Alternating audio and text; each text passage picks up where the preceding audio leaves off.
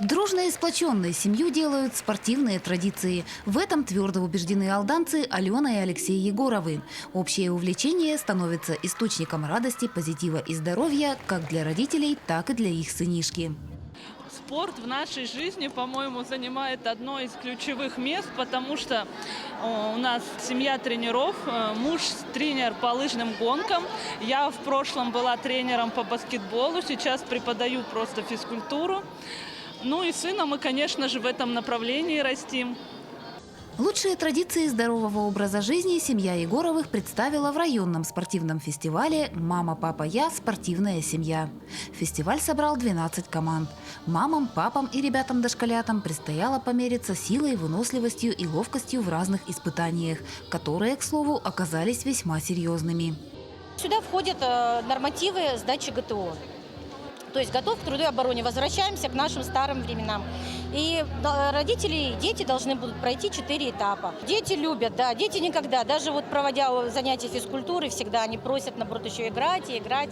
То есть, в общем-то, ни папа, ни мама не устают, но сегодня посмотрим. Надеюсь, все будут в хорошем настроении.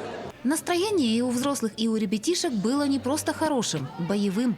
Командам предстояло выполнить задание нескольких этапов. Прыжки в длину и на скакалке, попадание мячом в цель, отжимания и упражнения на пресс. Член каждой команды работал на общий результат. Настроение хорошее, бодрое, спортивное. Наш детский сад представляет семья Кокорина Леонида. Болеем за них, волнуемся и желаем всем удачи. В этом году спортивный фестиваль прошел во второй раз. Инициатором его проведения выступил детский сад «Чебурашка» поселка Ленинского при поддержке Департамента образования. За основу воспитатели «Чебурашки» взяли идею аналогичного республиканского конкурса, в котором чуть ранее участвовали вместе с семьями. И взрослые, и юные участники убеждены – спортивный фестиваль в районе имеет все шансы стать традиционным. Он обязан быть традиционным. Конкурс очень хороший. И в прошлом году мы неожиданно для себя, потому что не было никакой подготовки, мы не знали, что будет. И у нас вот наша семья Курсак Миланы заняли первое место. Это был праздник, это было очень здорово. Ну и все остальные были тоже большие молодцы. Это очень здорово, что это второй раз. И я думаю, что он будет у нас традиционным, потому что в этом году уже на одну семью больше. В том году было 11 семей, в этом году 12. И причем это не только Алдана, Куранах и Тамот, что очень здорово. Укрепление здоровья, воспитание силы воли, выносливости и дисциплины, умение достигать поставленных целей, роль физической культуры невозможно переоценить. В формировании интереса к спорту у подрастающего поколения заключается одна из главных задач родителей и педагогов. Спорт для детей – это самое важное, потому что дисциплинирует, развивает силу воли, ну и способствует в дальнейшем достижению каких-то целей. С поставленными задачами семьи справлялись успешно. Особых затруднений соревнования не вызвали ни у взрослых, ни у детей. К слову, самые юные спортсмены совсем не устали. По итогам фестиваля достойный уровень подготовки показали все команды, а слабых на площадке просто не было. Наряду с тройкой лидеров, набравших наибольшее количество баллов, участники были награждены по ряду номинаций. Роль спорта, она, безусловно, даже без преувеличения, она очень велика, потому что это мотивирует семьи, мотивирует новое поколение для занятий спортом. Сегодня создаются максимально все условия для того, чтобы дети наши занимались. Это бассейны, катки, спортивные залы, спортивные дворцы и так далее. Поэтому я думаю, что этим мы просто, родители, должны пользоваться. В воспитании подрастающего поколения акцент ставится как на укрепление здоровья, так и на интеллектуальное и творческое развитие. Масштабное направление составляет профориентация. Дошколята, знакомясь с миром профессий, получают представление о многообразии труда. Работа со школьниками направлена на выявление склонностей и способностей к тому или иному виду деятельности. Так, в школе с углубленным изучением отдельных предметов старшеклассники познают премудрости медицинские. С начала учебного года в школе действует отряд волонтеров-медиков. Мне нравится этот кружок. Да, этот кружок посвящен для тех старшеклассников, которые еще не определились с профессией или хотят как раз-таки медицину, или вообще сомневаются. Занятия в волонтерском медицинском отряде, включающие как теорию, так и практику, способствуют в первую очередь профессиональному самоопределению подростков, а также формируют интерес к медицине. Работа направлена на повышение грамотности. Ребята узнают о различных заболеваниях, изучают основы безопасного поведения, а также осваивают меры профилактики. Мы работаем с детьми. Допустим, у нас происходят такие мелкие мероприятия, как просто говорим о здоровье, почему его важно сохранять, а также у нас были встречи с врачами. В каждой школе профориентационная деятельность ведется по определенным направлениям. Так, десятиклассники Алданского лицея продолжают познавать премудрости профессии педагога. А первые навыки им помогают приобрести дошколята – воспитанники детского сада «Крепыш», который является районной экспериментальной площадкой. Тот год педагога-наставника, который был объявлен у нас, да, он, в принципе, прошел не зря, потому что вот это, я считаю, что как бы продолжением той большой работы, которая была сделана в рамках именно повышения престижа профессии педагога. И сам этот проект, он как раз родился вот именно из этих целей, задач, которые мы выполняли именно в прошлом году. Напомним, профориентационный проект стартовал в начале учебного года. Его реализация включает 3 направления. Воспитатели делятся со старшеклассниками знаниями и опытом. В свою очередь, школьники активно используют информационные технологии. И эти навыки в работе с детьми становятся отнюдь не лишними. Еще одно направление составляет педагогическая практика, предполагающая тесное взаимодействие дошколят и подростков. Лицеисты регулярно проводят с младшими товарищами игры и занятия. А недавно юноши и девушки пришли в садик работать по-настоящему. Возможность полностью выстроить учебно-воспитательный процесс ребята получили в День самоуправления. Конечно, это первый опыт.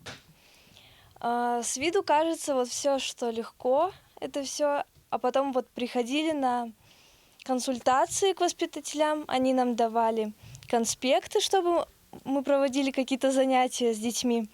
Вот. И, тяжеловато это, конечно, но мы справились.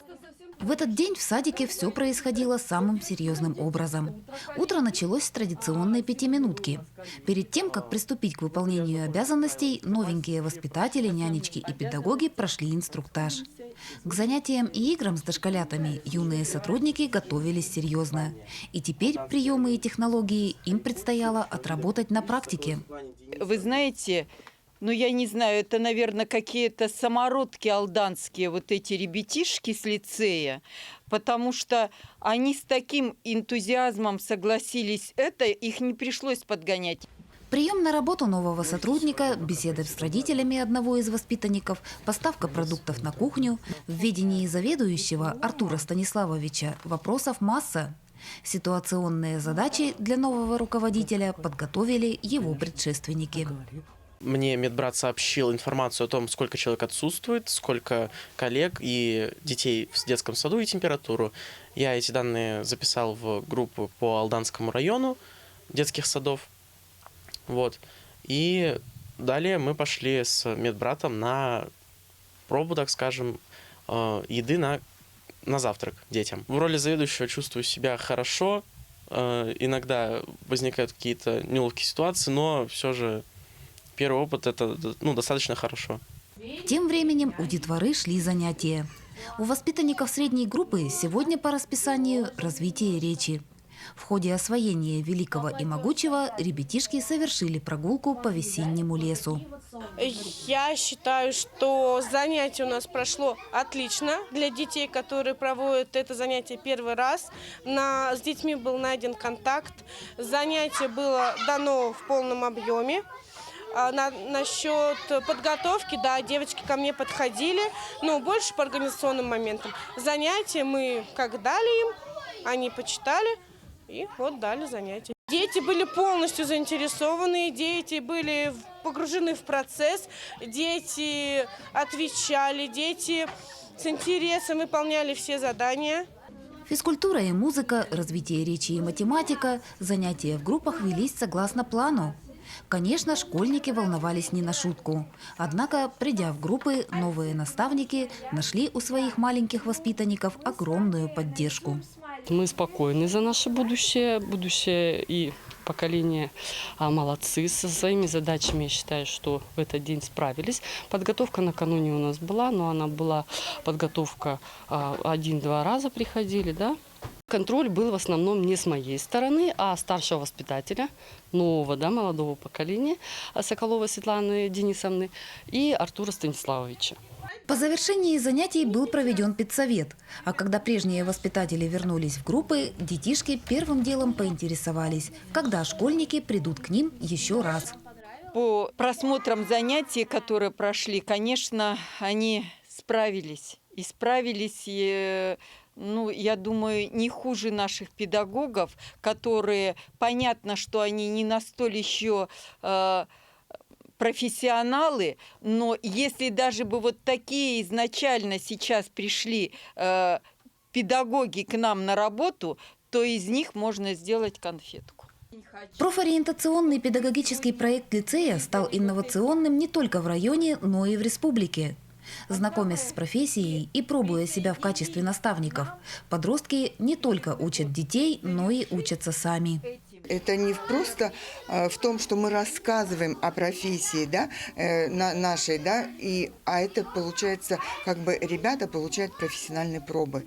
То есть они конкретно, в конкретном детском саду, они работают с конкретными детками, они работают с конкретными педагогами, которые, конечно же, дают им неоценимую пользу в том плане, как, что надо сделать, да. И, конечно, я думаю, что вот каждое мероприятие, которое они проводят здесь, естественно, что они проживают определенную такую, что ли, педагогическую как бы ситуацию. Погружение в специфику профессии не просто интересно, но и полезно. Познавая свои сильные стороны, старшеклассник учится принимать решения и бороться с трудностями. Кроме того, он начинает планировать будущую карьеру. Подросток, имеющий достаточное представление о мире труда, может объективно определить собственное место в той или иной сфере. И выбор профессии школьник делает осознанно.